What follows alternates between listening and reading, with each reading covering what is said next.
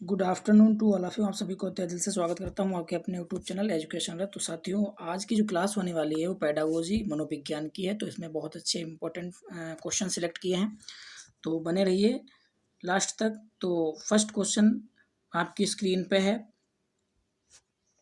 एक शिक्षिका अपनी कक्षा में विविधता को संबोधित कर सकती है।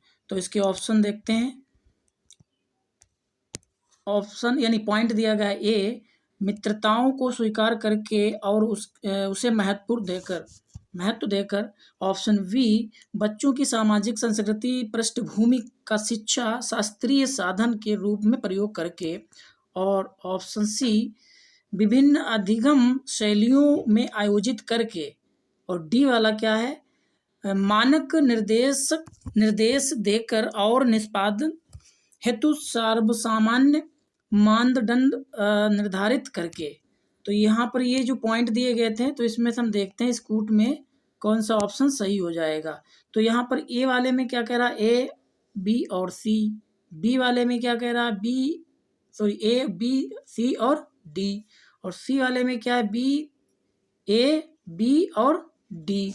और डी वाले में क्या है, बी, सी और डी। तो ए का आंसर किसके साथ जाएगा, ई का, यानी फर्स्ट का आंसर ए के साथ चला जाएगा। A is right answer. Next question पे चलते हैं।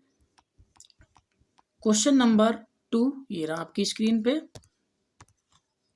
कोई शिक्षिका अपनी कक्षा में फर्नीचर की तीखी धार वाले किनारे की रुई से ढका रखने को कहती है।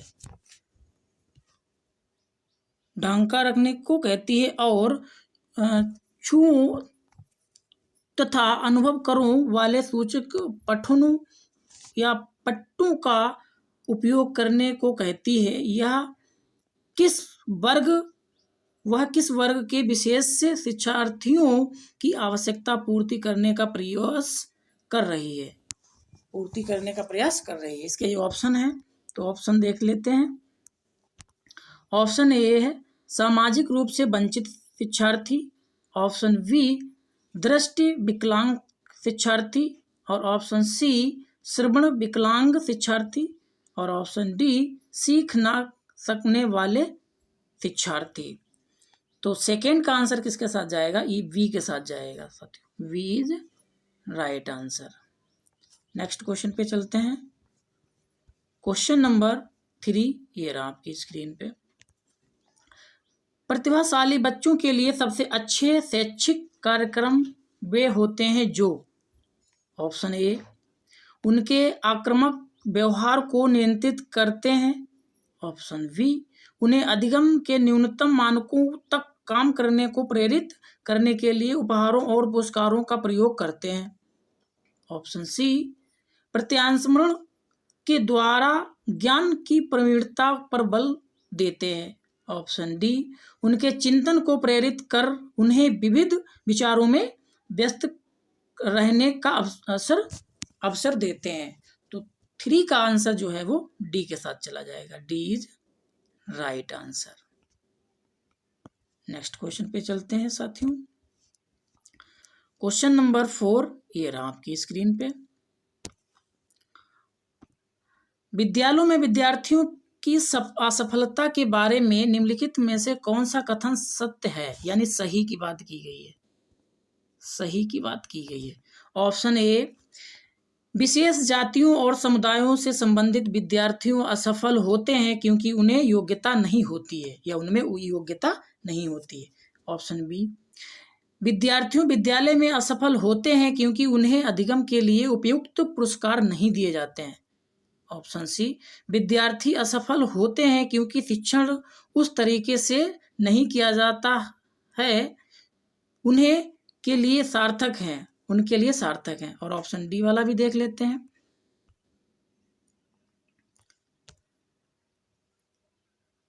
विद्यार्थी असफल होते हैं क्योंकि विद्यालय व्यवस्था उनके प्रत्येक की आवश्यकताओं और अभिरुचियों का ध्यान नहीं रखती है। ये तो पॉइंट थे साथियों। अब इसमें आपको देखना है ऑप्शन कौन सा सही हो जाएगा। क्वेश्चन नंबर 4 का ऑप्शन किसके साथ जाएगा साथियों, ये जाएगा बी के साथ, यानी सी वाला ऑप्शन और ये डी वाला, ये 2 पॉइंट जो हैं वो हमारे इसमें सेटिस्फाई हैं। B is right answer, B is right answer. Next question पे चलते हैं। क्वेश्चन नंबर 6 ये रहा आपकी स्क्रीन पे। राष्ट्रीय पाठचर्या की रूपरेखा 2005 के अनुसार अधिगम अपने स्वभाव में डैश और डैश है। ऑप्शन ए सक्रिय सरल, ऑप्शन बी सक्रिय सामाजिक, और ऑप्शन सी निष्क्रिय सरल, और ऑप्शन डी निष्क्रिय सामाजिक। तो 6 का जो आंसर बनेगा वो बनेगा ए के साथ, सक्रिय सरल। ये मोस्ट इंपॉर्टेंट साथियों क्वेश्चन है, ये कई बार रिपीट हुआ एग्जाम में, तो A is right answer. Next question पे चलते हैं। क्वेश्चन नंबर 7 ये रहा आपकी स्क्रीन पे। विद्यार्थियों को स्वतंत्र रूप से चिंतन करने तथा प्रभावी शिक्षार्थी बनने में सक्षम बनाने हेतु शिक्षक के लिए यह महत्वपूर्ण है। इसके ऑप्शन देख लेते हैं। ऑप्शन ए, एक संगठित तरीके से जानकारी को प्रस्तुत करना ताकि पुनः स्मरण करने में सरल हो। ऑप्शन बी, विद्यार्थियों के द्वारा प्राप्त की गई प्रत्येक सफलता के लिए उन्हें पुरस्कार देना। और ऑप्शन सी, विद्यार्थियों को सिखाना कि किस प्रकार से आगे अपने अधिगम का अनुवीक्षण करें। और ऑप्शन डी, छोटी छोटी इकाइयों को या खंड की जानकारी प्रदान करना। तो इसका 7 का जो है आंसर किसके साथ जाएगा, ये ए के साथ जाएगा साथियों, A is right answer. Next question पे चलते हैं। क्वेश्चन नंबर 8 ये रहा आपकी स्क्रीन पे।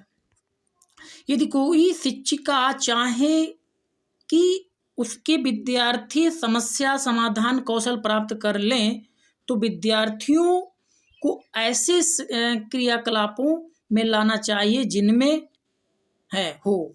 ऑप्शन ए, पूछना, तर्क करना और निर्णय लेना। ऑप्शन बी, बहुविकल्पी प्रश्नों वाले स्तरीकृत कार्य पत्रक। और ऑप्शन सी, प्रत्यास्मरण, रटना और समझना।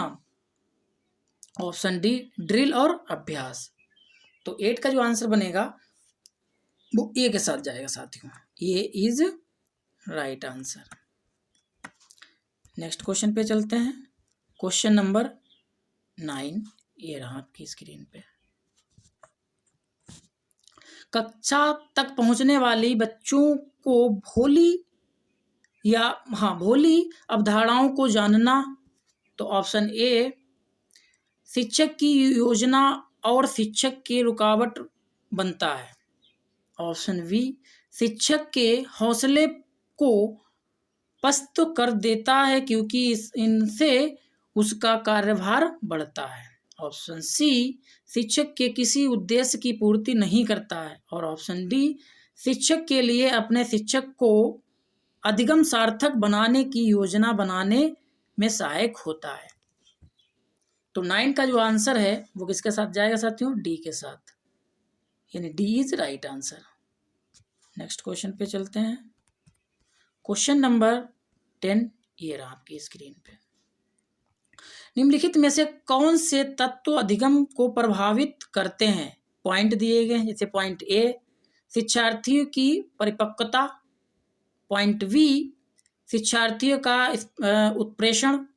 उत्प्रेरण। और पॉइंट सी, शिक्षक युक्तियां।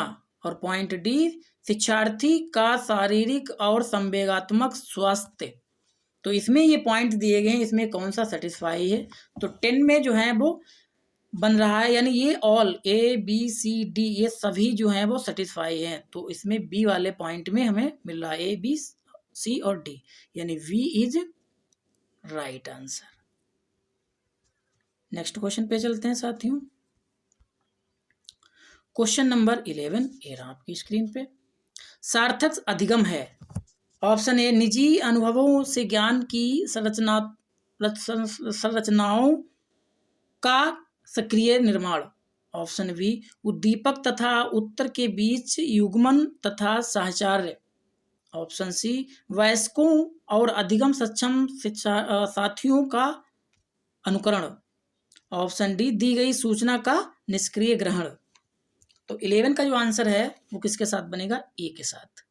ए is right answer. Next question पे चलते हैं। क्वेश्चन नंबर 12 ये रहा आपकी स्क्रीन पे। विद्यार्थियों के प्रभावशाली अधिगम के लिए निम्नलिखित में से कौन सा शिक्षक के प्रारंभिक कार्यों में से एक नहीं है? ये ऑप्शन दिए गए, इसमें नहीं पूछा गया है। तो ऑप्शन ए देखते हैं क्या है। बच्चों को यह सिखाना कि वे अपने अधिगम प्रयासों को कैसे देख और सुधार सकते हैं। ऑप्शन बी, विद्यार्थियों को उपदेशात्मक विधि से सूचना प्रदान करना। और ऑप्शन सी, विद्यार्थियों की उन अवधारणाओं या धारणाओं को जानना जिन्हें लेकर वे कक्षा में आते हैं। और ऑप्शन डी, विद्यार्थियों से उच्चतर स्तर के प्रश्नों के उत्तर की अपेक्षा करना। तो 12 का आंसर किसके साथ बनेगा? ये बनेगा डी के साथ। D is right answer. Next question पे चलते हैं। क्वेश्चन नंबर 13 ये रहा आपकी स्क्रीन पे। यहाँ पे साथियों 13 लिखा है। विकास के सिद्धांतों के बारे में निम्नलिखित में से कौन सा कथन गलत है? यानी गलत की बात की है साथियों, यहाँ पे जरूर ध्यान देना, गलत की बात की गई है। ठीक है। ऑप्शन ए, विकास एक परिणात्मक प्रक्रिया है जिसका ठीक ठाक मापन हो सकता है। ऑप्शन बी, विकास परिपक्वन और अधिगम पर आधारित होता है। ऑप्शन सी, विकास वंशानुगत और वातावरण के बीच सतत अन्योन्य क्रिया से होता है। और ऑप्शन डी, प्रत्येक बच्चा विकास के चरणों से गुजरता है, फिर भी बच्चों के व्यक्तित्व भिन्नताएं वह होती हैं। तो 13 का आंसर किसके साथ बनेगा? ये बनेगा ए के साथ। A is right answer. A is right answer. Next question पे चलते हैं। क्वेश्चन नंबर 14 ये रहा आपकी स्क्रीन पे। देश तथा देश की विशिष्ट अन्योन्य क्रिया का परिणाम विकास के विविध मार्गों और निष्कर्षों के रूप में हो सकता है। ऑप्शन दिए गए, खोज और पोषण। ऑप्शन बी, चुनौतियां और सीमाएं। और ऑप्शन सी, वंशानुक्रम पर्यावरण। और ऑप्शन डी, स्थिरता परिवर्तन। तो 14 का आंसर जो बनेगा वो सी के साथ बनेगा। यहाँ पर क्या आएगा? वंशानुक्रम और फिर आएगा पर्यावरण, यानी C. C is right answer. Next question पे चलते हैं। क्वेश्चन नंबर 15 ये रहा आपकी स्क्रीन पे। विद्यालय और सामाजिकरण के बारे में निम्नलिखित में से कौन सा कथन सत्य है? सही की बात की गई है साथियों, सही। ऑप्शन ए देखते हैं, विद्यालय सामाजिकरण का पहला मुख्य कारण है। ऑप्शन बी, विद्यालय सामाजिकरण का एक महत्वपूर्ण कारक है। ऑप्शन सी, सामाजिकरण में विद्यालय की कोई भूमिका नहीं होती है। और ऑप्शन डी, सामाजिकरण में विद्यालय की बहुत थोड़ी भूमिका होती है। तो 15 का आंसर साथियों किसके साथ बनेगा? ये बनेगा बी के साथ। वी बनेगा। ठीक है। यहाँ पर विद्यालय की बात की गई, ये पहला मुख्य कारक है, ये नहीं, गलत है, क्योंकि विद्यालय जो होता है वो सेकेंड है और परिवार पहला होता है। ठीक है। तो इसका जो 15 का आंसर बनेगा बी, यानी B is right answer. Next question पे चलते हैं। क्वेश्चन नंबर 16 ये रहा आपकी स्क्रीन पे। जीन पियाजे के संज्ञानात्मक विकास के सिद्धांत के बारे में निम्नलिखित में से कथन में से सही कथन कौन सा है? ऑप्शन ए, बच्चों की सांस्कृतिक आधार के अनुसार इस चरणों का क्रम बदला जा सकता है। ऑप्शन बी, पियाजे का तर्क है कि संज्ञानात्मक विकास चरणों में आगे बढ़ने की अपेक्षा निरंतर होता है।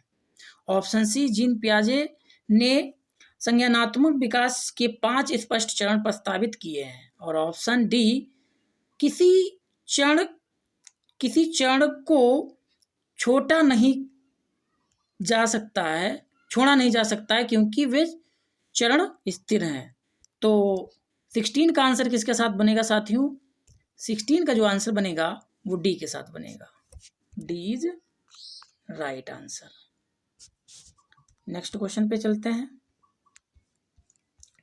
क्वेश्चन नंबर 17 ये रहा आपकी स्क्रीन पे। जीन पियाजे के द्वारा प्रस्तुत संरक्षण के प्रत्यय से तात्पर्य है। तो ऑप्शन ए,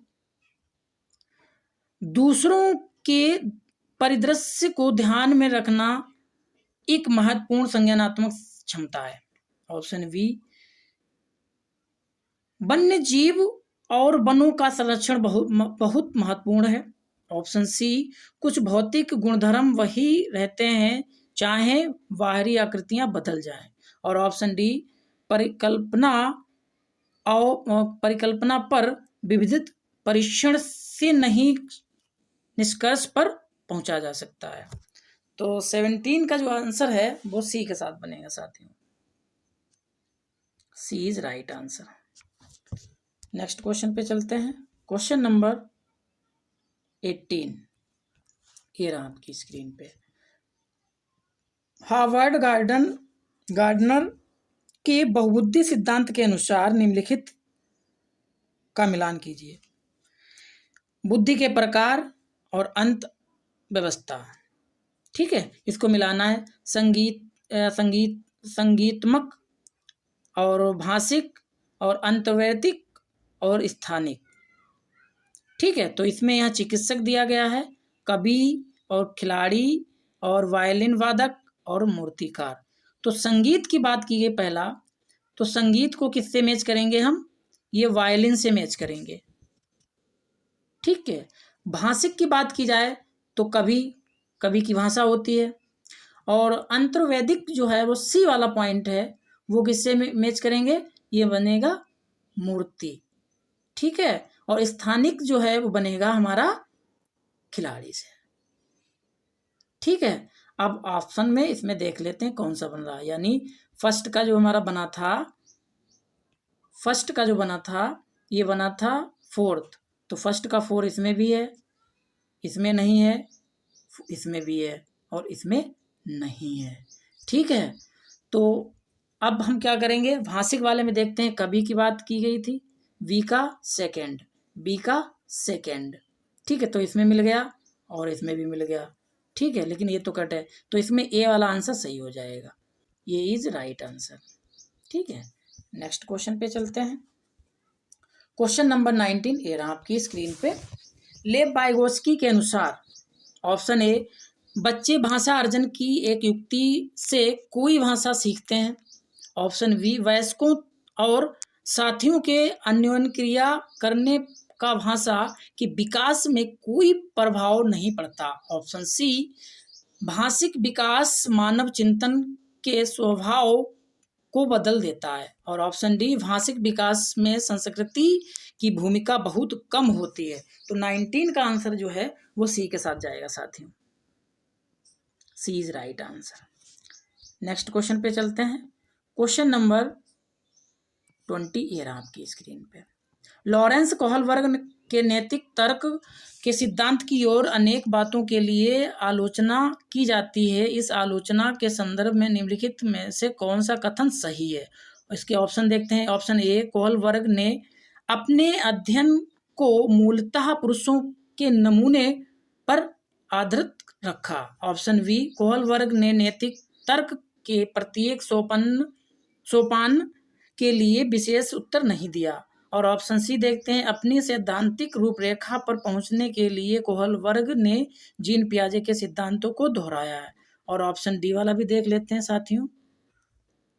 ऑप्शन डी वाला भी क्या है? कोहलबर्ग का सिद्धांत बच्चों के उत्तरों पर ध्यान केंद्रित नहीं रखता है। तो साथियों ये 20 का जो आंसर बनेगा वो किसके साथ बनेगा? सी के साथ। C is right answer. Next question पे चलते हैं। क्वेश्चन नंबर 21 ये रहा आपकी स्क्रीन पे। निम्नलिखित में से कौन सा अधिगम एक आकलन को उजागर करता है? तो इसके ऑप्शन देखते हैं। ऑप्शन ए, शिक्षक किसी विद्यार्थी को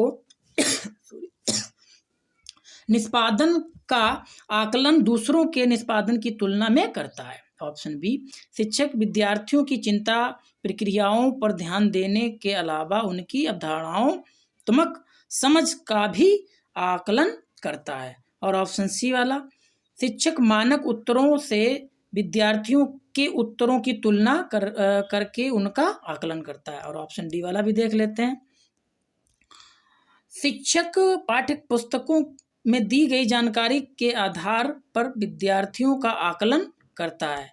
तो साथियों 21 का जो है आंसर किसके साथ जाएगा, ये बी के साथ जाएगा, B is right answer. Next question पे चलते हैं। क्वेश्चन नंबर 22 ये रहा आपकी स्क्रीन पे। बाल केंद्रित शिक्षा शास्त्र का अर्थ है। ऑप्शन ए, कक्षा में सारी बातें सीखने के लिए शिक्षक का आगे होना। और ऑप्शन बी, शिक्षक द्वारा बच्चों को आदेश देना कि क्या किया जाना चाहिए। और ऑप्शन सी, बच्चों के अनुभवों और उनके आवाज़ों को प्रमुखता देना। और ऑप्शन डी, निर्धारित सूचना का अनुसरण करने में बच्चे को सक्षम बनाना। तो 22 का आंसर किसके साथ जाएगा साथियों, ये सी के साथ चला जाएगा, यानी C is right answer. Next question पे चलते हैं। क्वेश्चन नंबर 24 ये रहा आपकी स्क्रीन पे। विद्यालय यात्रा पर जाने के लिए पोती को अपने पिता से बहस करते हुए देखकर दादी कहती है, तुम अच्छी लड़की की तरह आज्ञाकारी क्यों नहीं हो? तुम लड़कों की तरह व्यवहार करोगी तो तुमसे कौन शादी करेगी या करेगी? यह कथन निम्नलिखित में से किसके प्रतिबिंबित करता है? इसके ऑप्शन देख लेते हैं। ऑप्शन ए, बच्चों के पालन पोषण में परिवार की कठिनाइयाँ। और ऑप्शन बी, लिंग समरूपता। और ऑप्शन सी, लड़कियों और लड़कों के स्वभाव के बारे में रूढ़िबद्ध धारणा। और ऑप्शन डी, लड़की के लिंग की गलत पहचान। तो 24 का आंसर जो है वो किसके साथ जाएगा साथियों, ये सी के साथ चला जाएगा। ठीक है, सी इज राइट आंसर। तो साथियों इतने क्वेश्चन थे। आई होप आपको ये वीडियो अच्छी लगी तो लाइक शेयर सब्सक्राइब जरूर करें। Thanks for watching all the